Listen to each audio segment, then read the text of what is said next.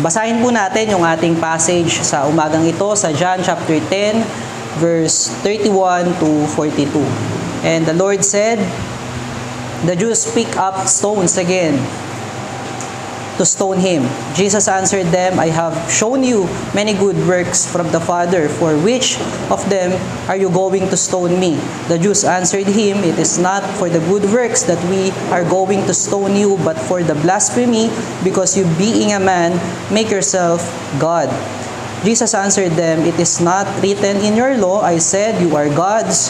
If he called them gods, to whom the word of God came, and the scripture cannot be broken.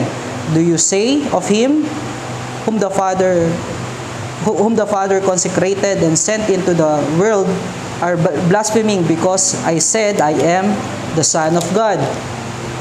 If I am not doing the works of my Father, then do not believe me. But if I do them, even though you do not believe me, believe the works, that you may know and understand that the Father is in me and I in the Father.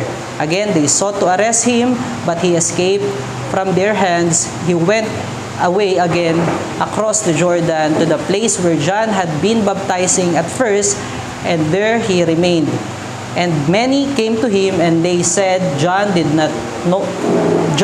no sign, but everything that John said about this man was true. And many believed in him there. Many believed in him there. Makikita natin sa ating passage, kung last week ang ating message ay yung richness ng Panginoon sa kanyang grasya, ngayon naman yung ating mensahe ay yung richness ng Panginoon sa kanyang revelation through Christ, yung kayamanan ng Panginoon o yung yaman ng revelation ng Panginoon sa pamamagitan ni Kristo. At makikita natin sa ating passage na kahit na ino-oppress si Christ ng kanyang mga kalaban, which is yung mga Jews, pag binanggit po ulit yung Jews sa passage ng John or sa Gospel of John, ang meaning nito ay yung mga Pharisees na siyang leader ng religion ng Judaism that time. At makikita natin dito kahit siya ay no-oppress ng mga Jews, siya ay patuloy na nagpapakita ng grasya. At makikita natin sa passage na binasa natin, even yung kanyang buhay ay pinagtatangkaan na, nagpakita pa rin siya ng grace para tawagin sila sa repentance. Nagpakita pa rin siya ng grace na tawagin sila sa persona niya upang sila ay magkaroon ng kaligtasan. Makikita natin doon sa verse 31, yung rage nung mga o yung galit ng mga Hudyo sa kanya, at yung galit na ito ay nagmula doon sa ating previous na preaching kung saan ipinakita ng Diyos doon sa verse 22 to verse 30 na yung kanyang mga gawa nung tinatanong ng mga Jews, sino ka ba talaga? Sabihin mo sa amin kung sino ka. As if na tinatago ng Diyos kung ni Kristo na siya ay Diyos, o tinatago ni Kristo yung kanyang identity. Nagmula yung kanilang galit doon sa sagot ni Kristo pagkat sila ay sinagot ni Kristo na ako ang anak ng Diyos. Ngayon, yung galit nila ay nagmumula doon sa pagsagot ni Kristo. At ito ay nagko-confirm nung kanilang tunay na intention nung sila ay nagtanong doon sa verse 24. Kasi doon sa verse 24, makikita natin as if parang interesado silang makilala si Kristo. Ngunit dito, nagpakita na kung ano yung talagang kanilang intention. Yung kanilang tanging interes ay hindi doon sa truth ng persona ni Kristo. Yung kanilang tanging interes ay makakuha sila ng salita mula kay Kristo na magpapabigat nung kanilang nais ipataw na kaso kay Kristo para maging legal yung kanilang pagpatay kay Christ. Makikita natin na hindi nila in-examine yung words ni Christ, yung pinroclaim ni Christ that I am the Son of God. Mula doon sa verse 32 hanggang sa ating present passage, makikita natin na sinasabi ni Christ na ako ang anak ng Diyos, tignan nyo yung aking mga gawa para makonfirma nyo na ako yung anak ng Diyos. Ngunit dahil sa kanilang intention, hindi na nila ginawang i-examine yung kanyang katauhan at yung kanyang mga gawa. By the way, yung word na works dito ni Christ, hindi lang nag-speak patungkol doon sa kanyang mga signs and miracles. Again, nung ating nakaraang Kaya ang discussion about dito, yung works ni Christ ay kasama yung kanyang pamumuhay na may kabanalan, na may pagsunod sa kautusan ng Panginoon. Ang kanilang ginawa, yung mga Hudyo dito, hindi na nila in-examine yung buhay ni Kristo, yung mga gawa ni Kristo na nagpapatunay na siya ay anak ng Diyos. Sila ay nagbigay kagad at nagpataw kagad ng kaparusahan kay Kristo o ng judgment kay Christ. Makikita natin, dumampot agad sila ng bato. At maaalala natin dito yung nangyari kay Stephen. Hindi po si Stephen Si Stephen, yung unang-unang martyr ng Christendom o ng Christianity. Si Stephen ay in stone kasama si Apostle Paul. Witness doon si Apostle Paul nung si Stephen ay pinatay sa pamamagitan ng pagbato sa kanya. At ito rin yung same na ginawa kay Kristo. Dahil pinapahayag ni Stephen nung sa Acts chapter 7, si Kristo ang Diyos, si Kristo ay anak ng Diyos, si Kristo ang tagapagligtas. Hindi na nila tinignan yung persona nung pinapahayag ni Stephen. Ganito rin yung nangyari kay Christ. Hindi na nila tinignan yung persona ni Kristo. Hindi na nila tinignan yung mga gawa ni Kristo. Dahil ang kanilang intention lamang ay patayin si Kristo, ang intention lang nila ay yung para sa kanilang mga sarili. Nais lang nilang ma-prove na si Jesus Christ ay nagkakasala ayon sa kanilang batas. Kaya naman si Christ muli ay bumalik. Na-exhort sila. Dineclare ni Kristo yung kanilang pagiging ungrateful sa Panginoon. As if nag-counter case si Kristo sa kanila. Kung pinatawan nila ng kaso si Kristo, nag-counter case sa kanila si Kristo. Nung sinabi ni Christ sa kanila sa verse 32, I have shown you many good works from the Father. Which of them are you going to stone him? Parang sinasabi dito ni Christ, yung mga gawa ko ay pinapakita na ako ay galing sa Diyos. Sa anong kasalanan nyo ako babatuhin? O ako yung kapahayagan ng Diyos sa inyo? Ako yung biyaya ng Diyos sa inyo? At ang pagpatay sa akin ay pagtanggi sa grasya at biyaya ng Diyos. Sa kanilang intention na patayin si Kristo, sinasabi ni Christ dito sa verse 32, na ungrateful kayo. Dahil nag-provide ang Diyos para sa inyo, kung kayo ay matyaga lamang na nagmamasid sa aking mga ginagawa, makikita nyo yung biyaya ng Diyos sa aking mga gawa. Makikilala nyo ang Diyos sa aking persona. Ngunit doon sa chapter 33, sumagot din yung mga Hudyo na kaalaban ni Kristo. Makikita natin yung kanilang pretense o yung kanilang pagpapanggap dito sa chapter 33. Dahil na-convict sila doon sa sinabi ni Christ na siya yung biyaya ng Diyos, na sila ay tumatanggi sa biyaya ng Diyos, at pag kanilang pinatay si Kristo, sila ay nagpapakita ng pagiging ungrateful sa gawa ng Diyos at sa mga biyaya ng Panginoon. Nagtago sila doon sa kanilang man-made law. Sinabi nila na hindi dahil sa mga gawa mo ka namin papatayin, kung hindi dahil sa iyong claim patungkol sa iyong sarili na ikaw ay Diyos. Yun yung kanilang sinasabi dito sa verse 33. As if hinihiwalay nila yung persona ni Kristo doon sa kanyang mga gawa. Maaari ba nating sabihin na si Nico ay si Nico kung hindi niya ginagawa yung mga ginagawa ni Brother Nico? Maari ba nating sabihin na si Pastor Iyer ay si Pastor Iyer kung hindi niya ginagampanan yung kanyang pagiging ama at asawa kay Sister Ayen at sa kanyang mga anak? Hindi natin pwedeng paghiwalayin ang persona at ang gawa. Ito yung sinasabi nila dito, nagkaroon na kagad sila ng ad hominem o pagtatago doon sa kanilang tunay na motibo sa Panginoon.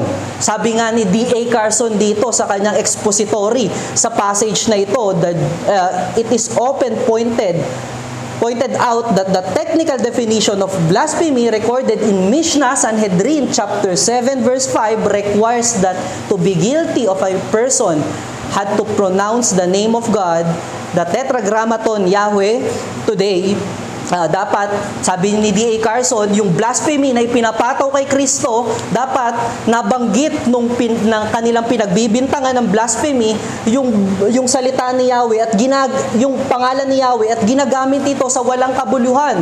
Actually, yung Yahweh ay hindi natin pwedeng ang tawagin na Yahweh dahil wala talagang nakakaalam ng tunay na pangalan ng Panginoon.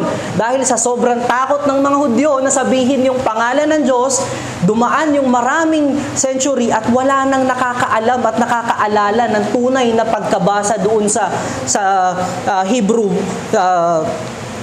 character ng pangalan ng Diyos. Ito ay dinagdagan na lamang ng vowels sa ating at vowels pointing system sa ating kapanahunan. Ngunit makikita natin na hindi naman binlaspheme ni Kristo yung pangalan ng Panginoon at ginamit in vain. Hindi niya binanggit yung pangalan ni Yahweh in vain. Kaya saan nila papatawan si Kristo ng blasphemy o yung kanilang nais ikaso kay Kristo? Yung evidence na pagde-defile sa pangalan ng Diyos ay hindi natin makikita dun sa ginawa ni Kristo. At dahil hindi nila ma-deny yung tunay na gawa ng Diyos sa persona ni Kristo, ginawa na lang nila yung kanilang kaso ay blasphemy, marahil kay Kristo para masabi na mabigat yung kanyang kaso at mabigat yung kanyang ginawa at marapat lamang na siya ay batuhin. Makikita natin na na-convict sila dun sa sinabi ni Christ na yung kanyang gawa ay rooted doon sa gawa ng Diyos. At hindi nila madedenay iyon. Hindi nila nga itinanggi yung bagay na iyon. Actually, inaffirm pa nila na hindi dahil sa iyong mga gawa kaya ka namin babatuhin. Ngunit sa pagtawag mo sa iyong sarili na Diyos bilang isang tao, tinawag mo ang sarili mo o inilagay mo ang iyong sarili sa pagiging Diyos. At makikita natin dito na sinagot naman ito ng Panginoon.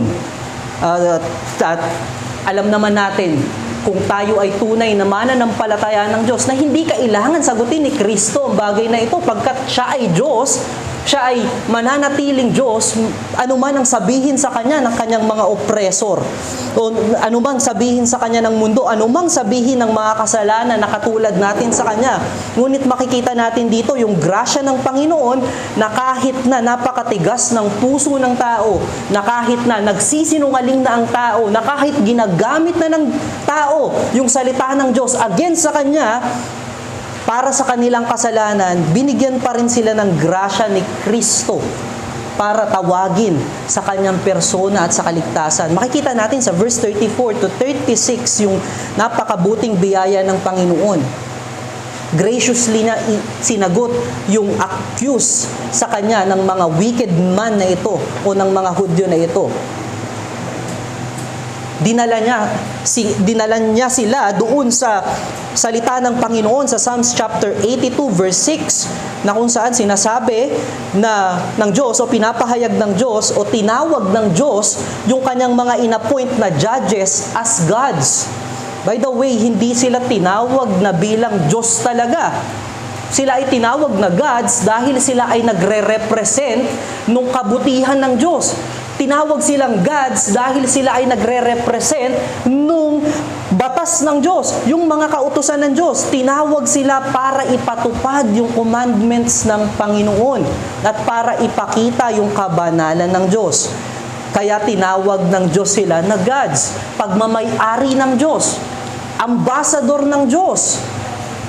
Kaya marapat lamang na sundin din natin yung sinabi ni Apostle Paul doon sa Romans chapter 13 na kung binigyan ng authority ng Diyos yung ating government, sino man ang iupo ng Panginoon dyan, tayo ay marapat lamang sumunod sa kanilang sa kanilang otoridad dahil mismo ang Diyos din ang nagbigay sa kanila ng otoridad.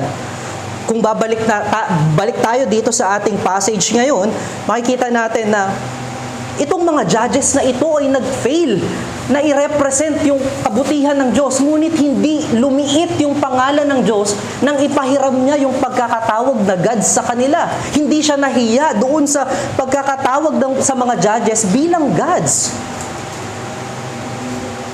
At bilang comparison sa mga makasalanang judges na ito na inappoint ng Panginoon doon sa Old Testament, ipinapakita ni Kristo na how much more na siyang mismong Diyos talaga, ay tawagin niya ang sarili niyang Diyos. Walang kasalanan doon at walang kaso doon. Ipinapakita lamang niya yung lesser and greater than doon sa kanilang argument. Hindi ito pagliligaw ng kanilang argument, bagkus sinagot ni Kristo sa kanila na kung yung mga makasalanan na iyon ay hinayaan ng Diyos na tawaging gods, how much more na ako mismong Diyos magkakasala kung i-reveal ko sa inyo na ako ay Diyos. At mapapansin natin doon sa binigay na sagot ng ating Panginoon, gracious pa rin at nililid niya pa rin doon sa katotohanan ng Diyos, yung kanyang mga kausap. Makikita natin na hindi niya minaliit yung kakayahan ng mga taong kanyang kausap. Bagkus, kanya itong tinuruan ng may kasamang grasya upang ma-persuade niya somehow doon sa katotohanan ng Panginoon. Ang nais ipakita ng Panginoon dito, hindi natin pwedeng kunin yung isang katotohanan ng Diyos at kalimutan yung kanyang ibang katotohanan. Kung tayo ay tatanggap ng isang katotohanan ng Diyos, dapat tanggapin natin ang buong katotohanan ng Diyos. Pagkat sinasabi ni Kristo sa Old Testament, hinayaan ng Diyos na ipahiram yung word na Elohim sa inyo dahil kayo ay representative ng Diyos. Ngayon na dumating ang Diyos, marapat lamang yung title na pagiging Diyos ay itawag sa Kanya at hindi dapat nakawin sa Kanya at ipataw na kasalanan sa Kanya ito. At bilang pagdidiin doon sa kanyang pag-claim bilang siya ay anak ng Diyos, ipinakita niya yung unity niya doon sa Father. Doon sa verse 37 to 38. Makikita natin doon sa verse 37 to 38, napakaganda nung pagkakasabi ng Panginoon na kung hindi ko ginagawa, at napakalinaw ng pagkakasabi ng Panginoon patungkol sa Kanya, kung hindi ko ginagawa ang trabaho ng Diyos concerning doon sa Kanyang signs and miracles, especially doon sa previous miracles na ginawa niya sa pagbibigay ng sight doon sa taong bulag, pinanganak na bulag. Ipinapakita doon yung kapangyarihan ng Diyos na magbigay ng buhay, magbigay magkaloob ng buhay sa mga walang kakayanan na magkaroon ng sarili ng kanilang ng buhay. Ipinapakita ng ating Panginoon dito na kung hindi niya ginagawa yung trabaho ng Diyos, maaari nilang hindi paniwalaan na siya ay Diyos. At sinasabi ni Kristo na yung kanyang mga gawa ay nagmula doon sa kalooban ng Ama. Makikita natin yung unity ng Panginoong Hesus at ng kanyang Ama sa langit. Hindi binablaspheme ni Kristo yung kanyang Ama o tinetake yung glory ng Ama, bagkus binibigyan ng papuri ni Kristo yung Ama doon sa kanyang mga gawa. Kung ang sinasuggest ni Kristo dito at pinapahayag ni Kristo ng malinaw dito, kung kinikilala nyo yung gawa ng Diyos sa akin, napapapurihan nyo ang Ama. At kung tatanggihan nyo na iyon ay gawa ng Diyos, tinatanggihan nyo ang biyaya ng Diyos at sinasabi niyong sinungaling ang Diyos sa kanyang mga kapahayagan sa akin. So makikita natin dito, mga kapatid, na napakayaman ng biyaya ng Panginoon. At higit sa lahat doon sa verse 40 to verse 42. Makikita natin dito yung contrast ng dalawang entity, which is yung darkness and yung light.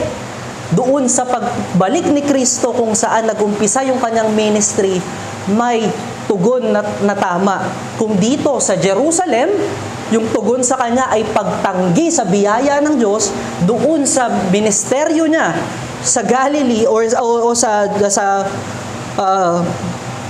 Batanea, makikita natin na malago yung kanyang mayaman o may kaligtasan na ibigay o may kaligtasan na makikita na nangyari doon sa kanyang ministeryo. Ang sinasuggest ng passage natin dito, ang gawa ng Diyos, maging meron mang tumanggi o hindi, mananatili na gawa iyon ng Diyos. At mananatiling dakila ang Diyos sa kanyang paggawa. At hindi tayo pwedeng mag-point ng ating finger sa Panginoon na hindi tayo pinahayagan ng kanyang katotohanan. Dahil even yung tumatanggi sa kanyang biyaya, patuloy niyang ine-exhort sa paniniwala sa katotohanan ng Diyos.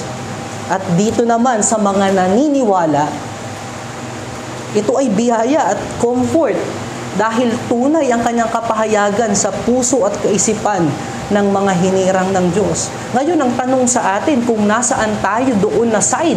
Kung tayo ba ay doon sa tumatanggi sa katotohanan ng Diyos sa persona ni Kristo o nandoon tayo sa side kung saan naniniwala at patuloy na nagpapasakop sa katotohanan ng Diyos sa persona ni Kristo. At dahil dito, kaya sa mensaheng ito, kaya tayo nagkaroon ng title na Richness of God's Revelation in the Person of Christ. At diyan sa ating title, meron tayong dalawang mensahe. The work of Jesus Christ is the manifestation of His power. At yung pangalawa naman is, the work of Jesus Christ never cease. So makikita natin doon sa ating mensahe na yung biyaya ng Diyos ay kapangyarihan para ipakita ang gawa ni Kristo ay ang kapangyarihan ay ang gawa ng Diyos para ipakita ang kanyang kapangyarihan. At pangalawa naman, yung gawa ni Kristo ay hindi kailanman natapos o tumigil. So makikita natin yung yaman ng biyaya ng Diyos sa gawa ni Kristo. Dahil pagpatuloy pala nating nakikita yung gawa ni Kristo at patuloy natin inaaral yung gawa ni Kristo, yung kapangyarihan niya ay nagmamanifest doon sa ating mga buhay o nagiging mas maliwanag sa atin yung kapangyarihan ng Diyos sa ating kaisipan at sa ating puso. At kailanman ay hindi tumigil ang pagkilos ng Diyos. Maging ito ay tanggihan ng mundo, maging ito ay tanggihan natin, hindi titigil ang gawa ng Panginoon dahil tinanggihan lang natin.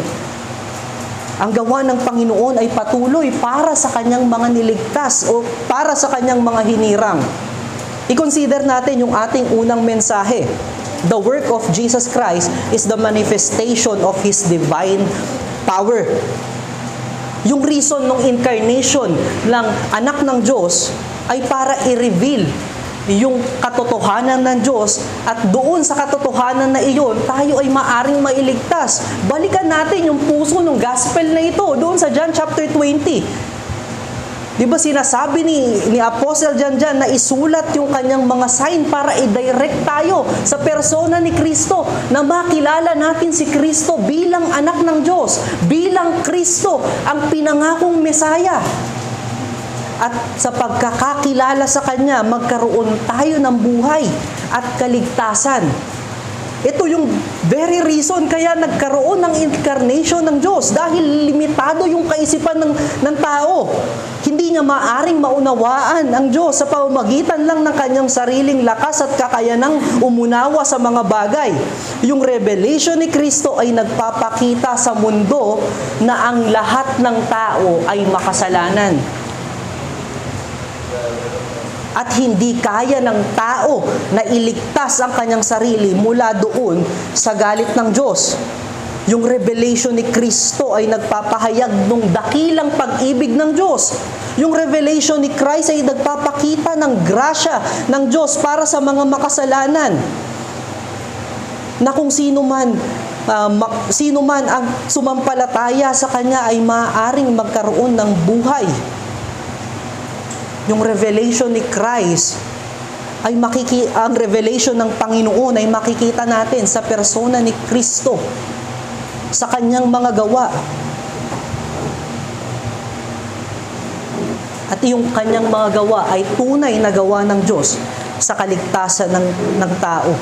Hindi natin mauunawaan na tayo ay totaling makasalanan kung hindi natin nasalamin yung ating buhay doon sa persona ni Kristo, kung paano siya namuhay. Hindi natin makikita yung dakilang pag-ibig ng Diyos kung hindi pinagbayaran ni Kristo yung ating mga kasalanan sa krus ng Kalbaryo, maliit man yan o malaki. Hindi marireveal yung grasya ng Diyos kung hindi tayo pinagkalooban ng kaligtasan sa pamamagitan ng pananampalataya sa Kanya. At iyon ay gawa ng Diyos para sa kaligtasan ng Kanyang mga hinirang. At makikita natin yon sa persona lamang ni Kristo. Marahil pwede nating maitanong, yung works ba ni Christ ang nagpapatunay na siya ang Diyos? Pwede nating baliktarin. Jesus Christ is the Son of God. That is why His work is divine. Kung ang tanong natin, yung gawa ba ni Kristo ang nagde-define ng Kanyang kabanalan? Ang sagot natin, si Kristo ay Diyos. Kaya siya, o yung Kanyang mga gawa, ay may kabanalan at tama sa Diyos. Jesus Christ is the Son of God. That is why His work is the work of God.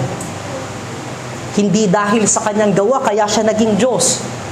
Katulad ng kiniklaim ng iba na kaya lang siya tinanggap bilang Diyos dahil sa Kanyang mga gawa. Hindi. Siya ay Diyos, kaya yung Kanyang gawa ay gawa ng Diyos.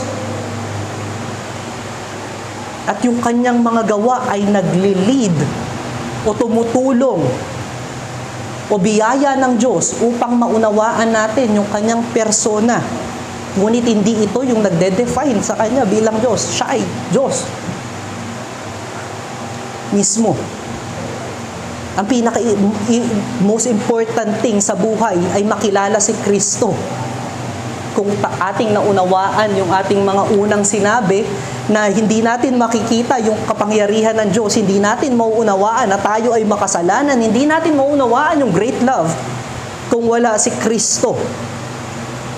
Kaya naman yung most important thing sa ating buhay ay makilala si Kristo. At ito yung circular message nung chapter 9 at chapter 10. Kung maaalala natin doon sa John chapter 9 verse 3, nung tinanong ng mga disciple ni Kristo kung sino ang nagkasala, kaya pinanganak na bulag yung pinagaling ni Kristo. Ang sagot ni Kristo, hinayaan ng Diyos yung mga bagay na iyon para ma-reveal yung gawa ng Diyos sa Kanyang mga disciples. So doon sa buong Israel. At doon sa verse 35 ng John chapter 9, makikita natin na hindi tinanong ng Diyos o ni Kristo yung taong Kanyang pinagaling kung ano yung ginawa ng taong pinagaling niya para sa Kanya.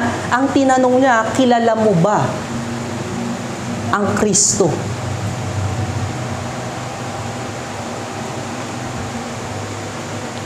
Hindi importante sa Diyos kung ano yung kaya mong gawin at ano yung ginawa mo. Ang importante sa Diyos kung nakikilala mo ang Kanyang, nakikilala mo siya o hindi. At doon sa John chapter 10 verse 14 to 15, makikita natin yung mensahe ng Good Shepherd. Nakikilala ni Kristo ang para sa Kanya at yung para sa Kanya o yung Kanyang mga hinirang ay nakikilala siya at binibigyan niya sila ng kaligtasan. So malinaw dito mga kapatid na ang kinakailangan, ang pinaka-importante sa buhay ng tao ay makilala si Kristo.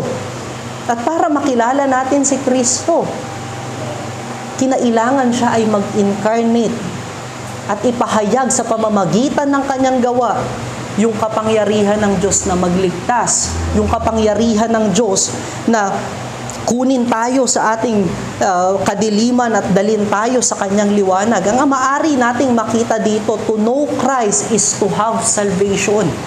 Ang ipinapahayag ng ating passage ngayon na ang makilala si Kristo ay pagkakaroon ng kaligtasan.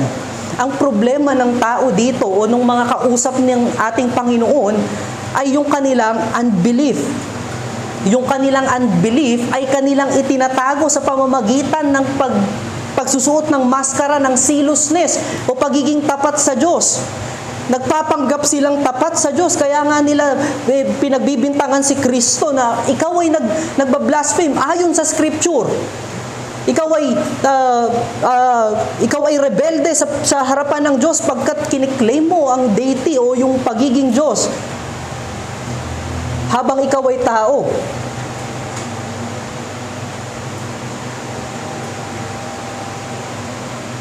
Ngunit hindi nila maitanggi yung gawa ng Diyos sa pamamagitan ng buhay ni Kristo. Hindi nila ma-refute yung gawa ng Diyos sa buhay ni Kristo. Ipinapakita lamang dito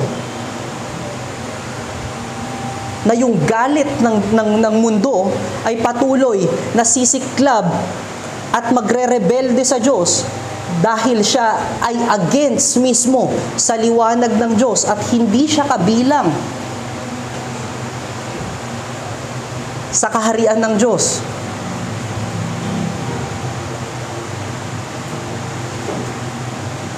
Ang kanilang main concern o yung main concern lamang ng tao kaya niya ginagawa yung pagtatago sa maskara ng pagiging makadiyos ay yung kanyang sarili.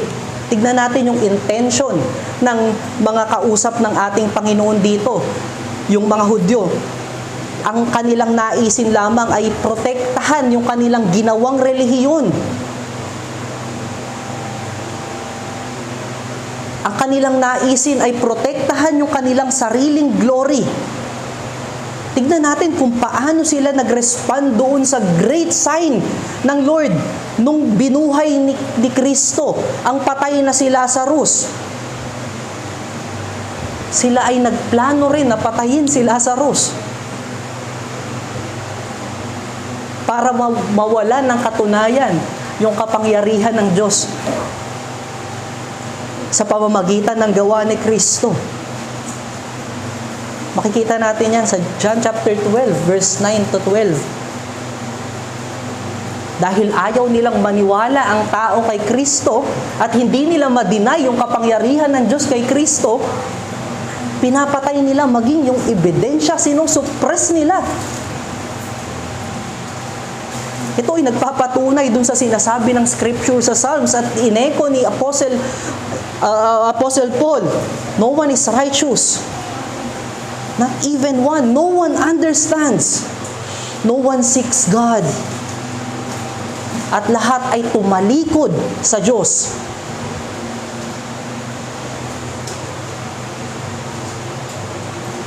Ang problema ng tao ay masyado siyang invested sa kanyang sariling glory, sa kanyang sariling worthiness. At ayaw niyang tanggalin ito ng Diyos sa kanya. Ayaw niyang tanggalin ng Diyos yung kanyang glory. Kaya sila galit kay Kristo pagkat ipinapakita ni Kristo yung kanilang pagiging unworthy. Nagmamalaki sila na sila ay anak ni Abraham. Nasa kanila ang kasulatan. Na sila ay aral sa kasulatan ni Moses.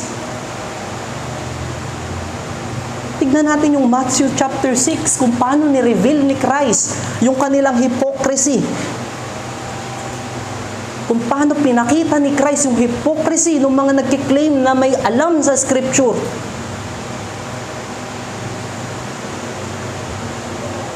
Gayon din sa Matthew 23 verse 15 or verse 13 to 15 kung paano i-take advantage ng mga Pharisees na ito, yung mga lowly, kung paano i-guide ng mga blind teachers na ito yung people of Israel. Sinasabi sa Matthew chapter 6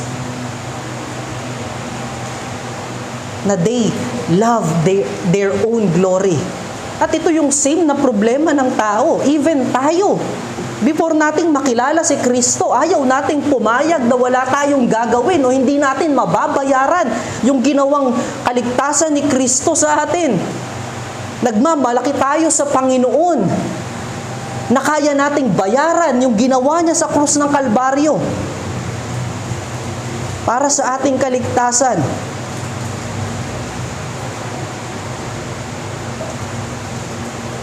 Ngunit nang tayo ay kilusin at baguhin ng Diyos, tayo ay nag-submit at iniwanan yung glory na meron tayo na hinihingi natin mula sa ibang tao. Ito ay nagpapakita ng dalawang epekto ng gawa ng Diyos o ng kapahayagan ng Diyos sa pamamagitan ni Kristo.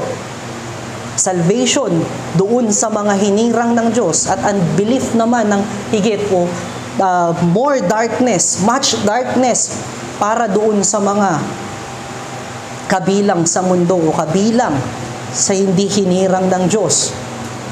Makikita natin yung effect nito. Doon sa kanila, pagkatapos ipahayag ni Kristo yung mga dakilang gawa ng Diyos, pagkatapos ipakita ni Kristo yung kabanalan ng Diyos sa kanyang buhay, mas pinili pa rin nila yung kanilang sariling glory.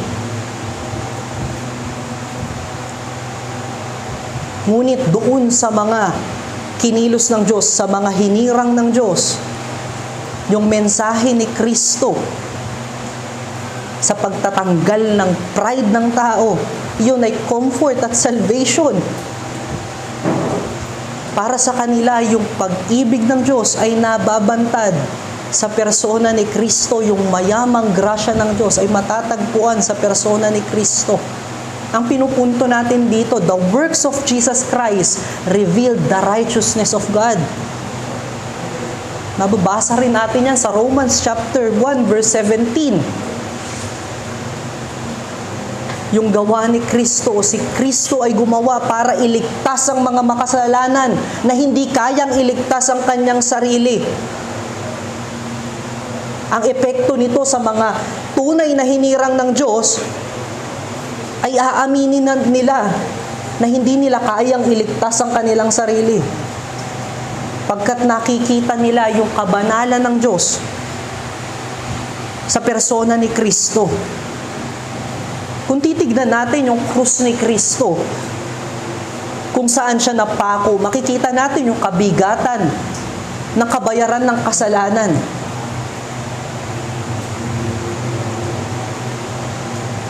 Na even yung pinakabanal at pinakaminamahal ng Diyos ay hindi niya pinalampas dahil napunta sa kanya yung kasalanan ng mundo.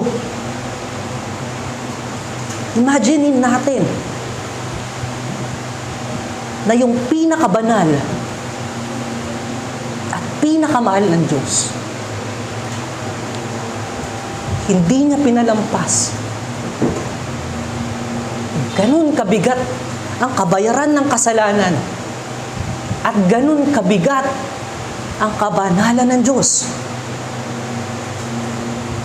Kaya naman para sa mga kinilos ng Diyos, sa mga hinirang ng Diyos, ito ay nagdadala sa kanila sa pagsunod sa Panginoon.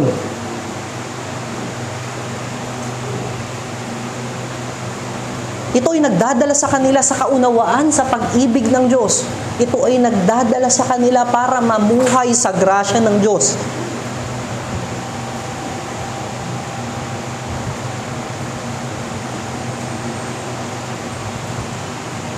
Kung titignan natin yung 2 Corinthians chapter 5 verse 21, ipinapakita nito yung great work ng Diyos sa salvation natin. Na hindi lamang niya hinayaan yung kasalanan, napatawarin na lang ng walang kabayaran.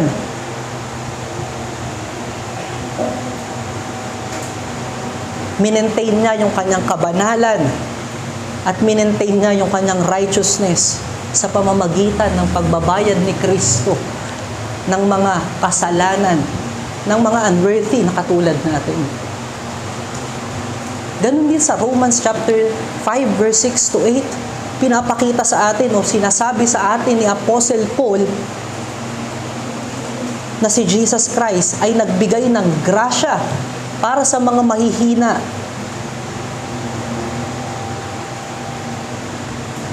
Kaya naman kung tunay nating naunawaan yung mensahe ni Kristo ng kanyang buhay at ng kanyang mga gawa, susundan natin yung ginawa ni Kristo. Tayo ay mamumuhay sa ilalim ng kanyang grasya, sa ilalim ng pag-ibig ng Diyos. Ngunit kahit tayong mga Kristiyano at nakakilala sa Diyos o kinilos ng Diyos, minsan ay nahuhulog sa pagpe-pretend na tayo ay defenders ng truth, habang dinidinay natin yung gawa ni Kristo sa pamamagitan ng hindi pagpapakita ng grasya at kabanalan ng Diyos. Minsan tayo ay nagkakaroon ng kaisipan na kaya nating gawin ang lahat ng bagay dahil tayo ay niligtas na ni Kristo sa extent na tayo ay nagkakasala na.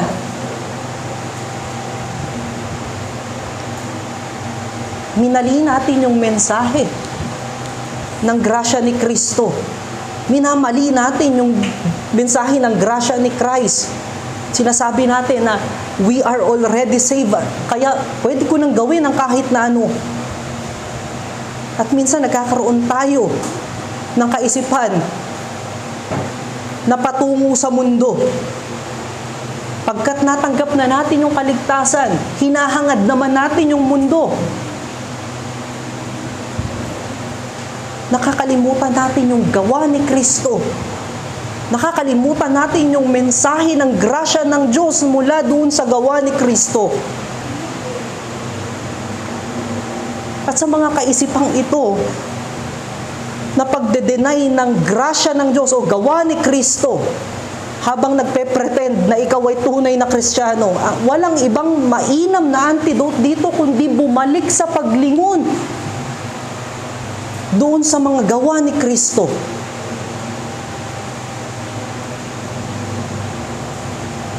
Na tayo ay Kanyang iniligtas sa pamamagitan ng Kanyang kabanalan. Ito ay nagpapakita ng ating karumihan. Pag nakita natin yung ating karumihan, ito ay nagbibigay sa atin ng distaste sa evil na meron ng sin.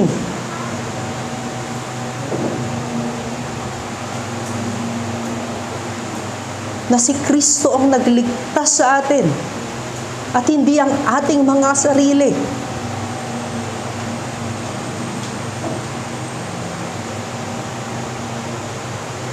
Na yung buhay ni Kristo ay pagbibigay ng glory sa Diyos sa pamamagitan ng pag-satisfy niya doon sa galit ng Diyos sa kasalanan. Ito ay nagpapaalala sa atin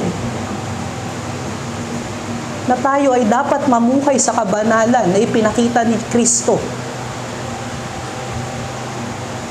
nang aayon sa kautusan ng Diyos. At ito naman yung original na ating pagkakalikha. Doon tayo binalik ni Kristo. Kung tayo ay nagkakaroon ng kaisipan na pwede na nating gawin ang mga bagay kahit yung kasalanan dahil tayo ay naligtas, tignan natin pabalik yung gawa ni Kristo, yung gawa ng Diyos, yung kabanalan ng Diyos. Kung tayo ay nalilihis ng lingon at ninanais na natin yung mundo higit kay Kristo, walang mainam na antidote dito o gamot dito, kundi ang patuloy na pagbalik ng paglingon dun sa gawa ni Kristo, kung ano yung inoffer niyang kaligtasan sa iyo, kung ano yung buhay na ibinigay niya na ngayon sa iyo. Siya ay namatay para tayo ay magkaroon ng buhay. Huwag natin pagmatigasan yung ating puso. Huwag tayong magtago sa grasya ng Diyos. Huwag tayong maging katulad ng mga Hudyo na binaluktot yung salita ng Diyos para sila ay maging tama o para maitago nila yung kanilang hypocrisy and deceit.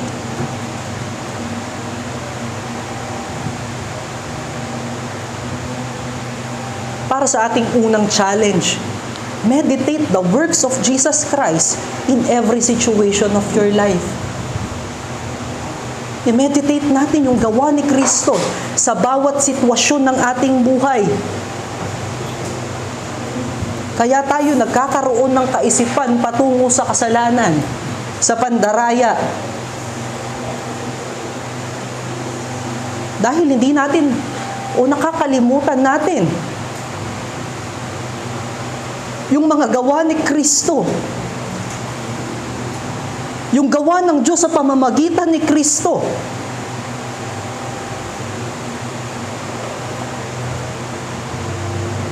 I-meditate natin sa pamamagitan ng araw-araw nating pagbabasa ng kanyang salita. Hanapin natin si Kristo sa bawat pahina ng ating scripture. At walang mas mainam na bagay para ma-meditate natin yung gawa ni Kristo kung hindi sa preaching sa Lord's Day, kung saan na ipapahayag ng patuloy yung gawa ni Kristo para sa ating kaligtasan, para pagbayaran yung ating mga kasalanan at pagbibigay niya ng bagong buhay sa atin. I-meditate natin. Ilagay natin sa ating isipan sa loob ng 24 hours sa 7 araw ng linggo yung kapahayagan ni Kristo sa araw ng pagsamba. Gayon din sa fellowship, sa pananalangin, sa sacraments. Makikita natin kung paano tinanggap ng Diyos ang mga marumi, ang mga hindi karapat-dapat sa kanyang grasya, ang mga rebelde. Bagkus, ipinaghain niya.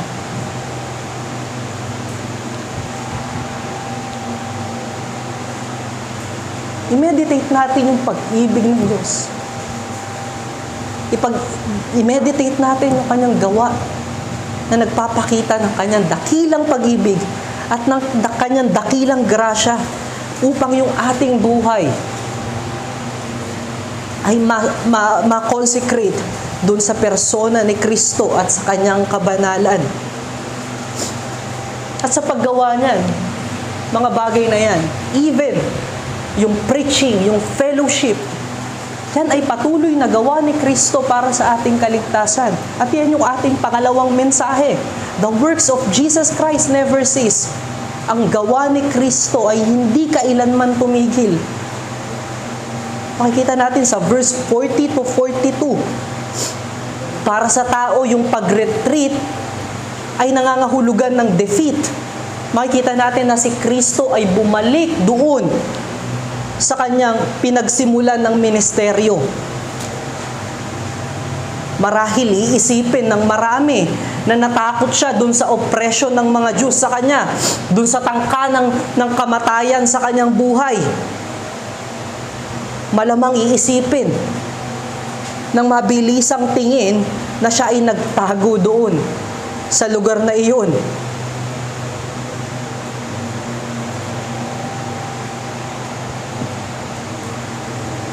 Ngunit, ang katotohanan, ang Panginoon ay bumalik doon sa kanyang pinagmulan ng kanyang ministeryo. Hindi para magtago doon sa kanyang mga opponents, ngunit at hindi rin para i-admit yung pagkatalo, ngunit para patuloy na gawin yung gawa ng Diyos sa pamamagitan ng kanyang buhay. Hindi ito gawa ng karuwagan. Kung ating isi-survey carefully yung situation na nangyari, kung ito ay ating isa sa puso, yung nangyari dito sa narrative na ito, magbibigay ito sa atin ng higit na kalungkutan, pagkat ito ay nangangahulugan ng pag-retreat din ng Panginoon sa pagbibigay ng biyaya ng kapahayagan doon sa Jerusalem. Ito yung huling discourse ng Panginoon at pag-invite sa Jerusalem sa pananampalataya sa Kanya. Hindi ang Diyos ang na-defeat dito. Ang kalugihan ay napunta doon sa tao. Ang ibig sabihin nito, yung invitation ay nag-shutdown na o sinarado na ng Diyos yung kanyang pintuan sa mga tao nung kapanahunan na iyon doon sa Jerusalem.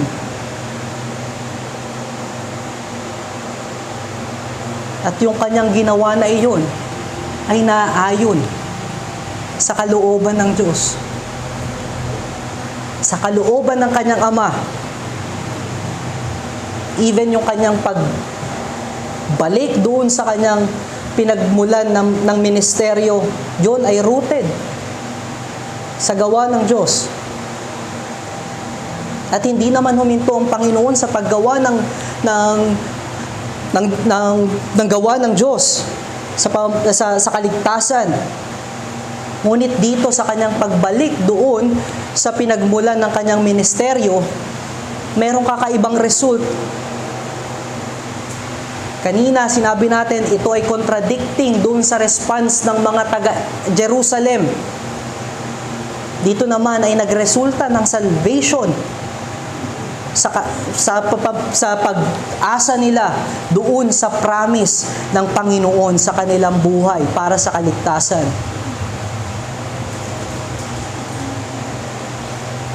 At huwag nating tignan na yung pag-asa o yung mga taga dito sa Batanea gawa nila yung kanilang pag-asa o yung akto nila yung kanilang pag-hope doon sa Messiah. Tignan natin dun sa John chapter 1 verse 6 to 8 na nag-provide ang Lord ng prophet sa pamamagitan ni John the Baptist para i-herald yung pagdating ng Panginoon, para ihanda yung puso ng mga tao. At yung pagbabalik ni Kristo dito sa Batanea, nagpahayag siya ng kanyang mga milagro, ng kanyang kabanalan sa pamumuhay, at iyon yung nakita ng mga pinagpreachan ni John the Baptist. Si John the Baptist, before dumating si Kristo, nag-prophesy siya na darating ang Kristo. Ni-remind niya yung mga tao sa pangako ng Diyos na may darating na tagapagligtas. Na darating ang Diyos para tayo ay iligtas. At iyon yung nakita ng mga tao kay Kristo. Kaya naman nung nakita nila yung gawa ni Kristo, yung mga sign ni Kristo, yung pamumuhay ni Kristo sa kabanalan na nakaayon doon sa kabanalan ng Diyos na nababasa nila sa Scripture, napatunayan nila na tunay yung sinasabi ni John the Baptist, tunay yung sinasabi ng Scripture. Kaya naman sila ay nagkaroon ng pananampalataya sa Diyos. Ang pinapakita dito, God works for salvation from the beginning to its completion. Yung natural man ay magdedemand ng knowledge muna bago pananampalataya. Kaalaman muna bago ako maniwala. Pagkat yung tao ay masyadong mayabang at mapagmalaki sa kanyang sarili na iniisip niyang kaya niyang maunawaan ng Diyos. Kaya niyang maunawaan yung katotohanan ng Diyos sa pamamagitan ng kanyang natural mind. Siya ay yayakap ng patuloy yung sa kanyang ability para makaunawa ng mga bagay. Tignan natin yung mga Hudyo. Sila ay nakayakap doon sa kanilang kakayanan na mag-interpret ng Scripture. Ano ang nadala sa kanila nito? Kabiguan. At ipinahiya ito ng Diyos nang ipakita ni Kristo at ng Diyos ang kanyang pagliligtas sa pamamagitan ng pananampalataya muna bago kaalaman o karunungan patungkol sa Diyos. Tandaan natin yung salita ng Panginoon o ni Kristo doon kay Nicodemo sa John chapter 3 verse 5 to 6. Sabi ni Kristo diyan, "Truly, truly, I say unto you, unless one is born of water and spirit, he cannot enter the kingdom of God. That which is born of flesh is flesh, and that which is born of spirit is spirit." Ipinapakita dito na ipinanganak muna tayo sa Espiritu bago natin naunawaan yung persona ni Kristo.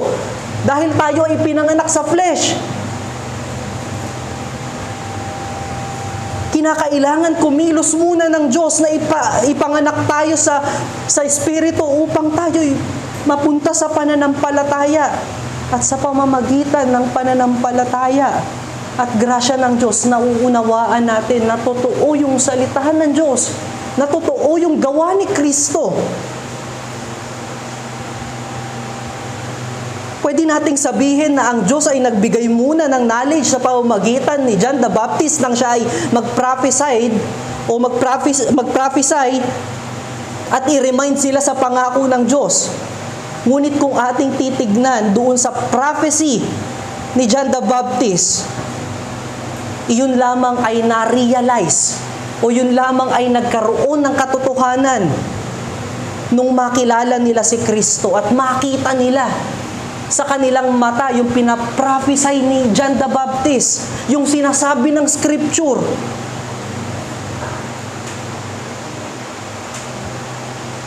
Sa mundo, yung knowledge is realization of things that which is hidden or undiscovered. Pwede nating kunin yung pagkakaunawa ng mga Pharisees doon sa Sabbath law. Sa kanilang pagkakaunawa, bawal gumawa kahit na ano. Kahit iyan ay mahuhulog na sa bangin, kung iyan ay hindi pasok doon sa bigat na pwede lamang nilang buhatin sa araw na iyon, hindi nila tutulungan ang tao na iyon o yung, kahit yung kanilang alagang hayop.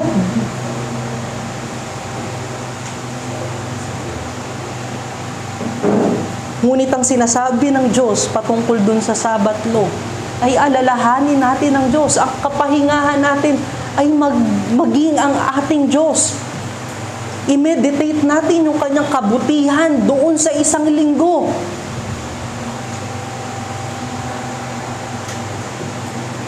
At naunawaan lamang natin yan sa pamamagitan ng gawa ni Kristo. At higit dyan, yung pagkaunawa sa persona ni Kristo. Sabi sa Hebrews chapter 1 verse 1 to 2, long ago, many times and in many ways, God spoke to our fathers by the prophets. But in these last days, He has spoken to us by His Son, whom He appointed the heir of all things, through whom all He created the world. Also, pinapakita dito na si Kristo, yung kapahayagan ng Diyos, na bago natin maunawaan ang Diyos, tayo muna ay dinala niya sa pananampalataya. At na-realize natin na totoo yung kapahayagan ng Diyos sa pamamagitan ng gawa ni Kristo. Ang kaligtasan ay para doon sa mga tao na patuloy na umaasa na sila ay gagabayan ng Diyos. Tignan natin yung mga tao sa Batanea. Sila ay nag-antay doon sa promise ng Diyos. Mula doon sa salita ni John the Baptist, in-examine nila yung buhay ni Kristo. At natagpuan nila yung katotohanan. At pwede nating mai-reflect yan sa Colossians chapter 2, verse 8 to 15. Maaari niyong basahin yung passage na yan sa inyong mga bahay.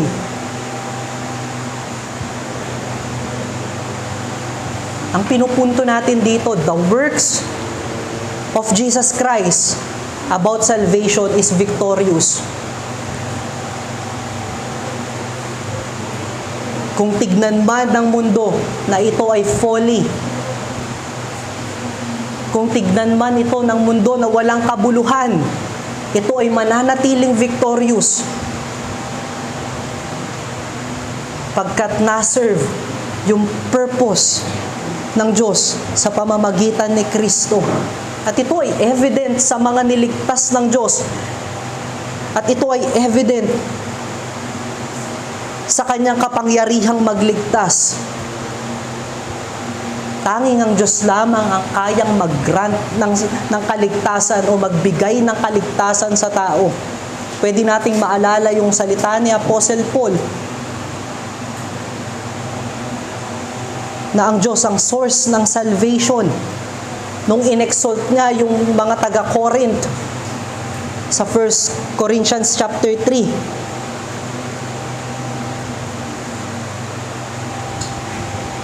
Na maaaring gamitin ng Diyos bilang tagatanim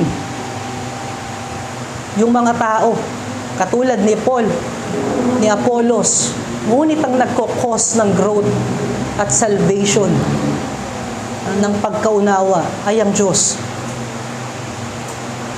From the very word na ginamit lamang ng Diyos, si Apostle Paul, si Apollos, at even yung mga kapatid natin na patuloy na nag-e-exhort sa atin sa pananampalataya sa Diyos, sila ay ginamit ng Diyos o means of grace ng Diyos. Avenue of grace ng Panginoon. Ngunit ang nagdadala nito ng paglago o ng mabuting bunga ay ang Diyos.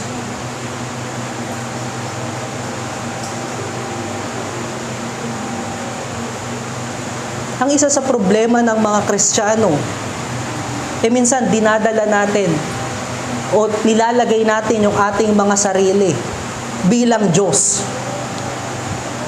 Akala natin na porke tayo ay biniyayaan ng Diyos ng kaligtasan at kaunawaan, tayo na yung solusyon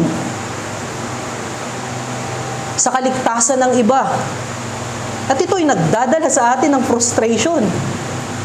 At ito'y minsan nagdadala sa atin ng yabang.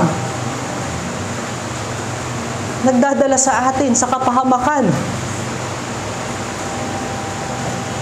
At nagdadala sa atin minsan sa lalong hindi pagpapakita ng grasya ng Diyos. Tignan natin kung paano tayo pinursuade ng Diyos sa katotohanan. Hindi tayo sinumbatan ng Diyos sa Kanyang ginawa.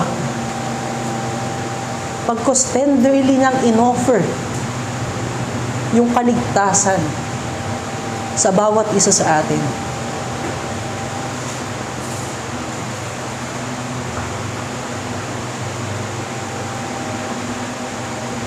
At kung titignan natin yung John chapter 17, ipinanalangin niya yung bawat na kanyang pinagkamatayan. Ito'y nagpapakita ng patuloy na pag-asa ni Kristo sa gawa ng Diyos o ng kanyang Ama. Maging ganito rin yung ating puso when we share the gospel. I-continue natin yung puso na may grasya patungo sa sinners and even sa ating sarili. At ipanalangin natin na kumilos ang Diyos sa kanila. Huwag nating gawin na tayo yung tagapagligtas. Tagadala lamang tayo. We are just an avenue ng grasya ng Panginoon, ng mensahe ng Diyos. At sa pamamagitan ng buhay natin, ang Diyos ay patuloy na kumikilos. At huwag natin ihinder ang pagkilos ng Diyos sa buhay natin at sa iba, sa pagiging mayabang natin. Huwag nating bilangin yung ating nagagawa na grasya sa iba.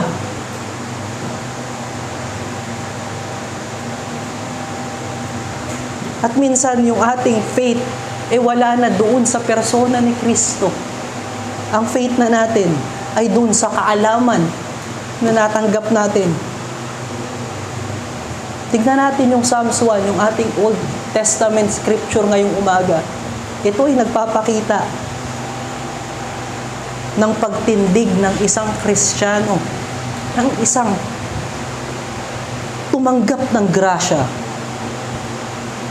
sa mayamang pag-ibig at bumubukal na grasya ng Diyos kay Kristo. Yung puno na binabanggit doon ay isang Kristiyano na umaasa lamang dun sa stream na nagsusustain sa kanya ng nutrients. And that is the grace of God. Recipient lamang tayo, mga kapatid. Tayo lamang ay tumanggap ng grasya ng Diyos at patuloy lamang tayong sinusustain ng Panginoon.